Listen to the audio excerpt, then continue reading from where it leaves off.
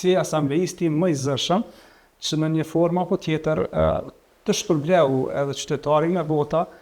si do të reagojë nëse këtë rast nuk do të pyetësh ti edhe do të bëjë një marrëveshje koalicioni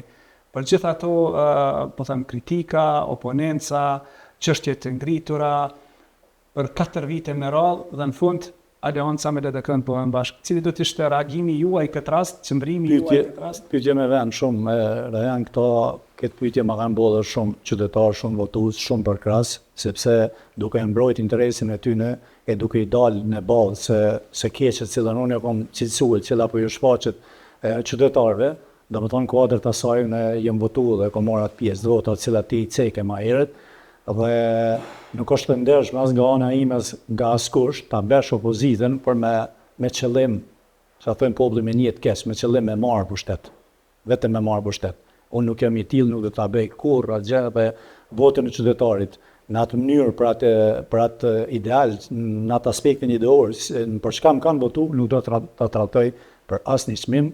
Mirë po shpeshherë koalicionet në nivele qendrore kanë ndodhur, shpeshherë kanë dhënë edhe fryt. Po në këtë rast jam shumë neutral edhe në këtë rast për arsye du me lënë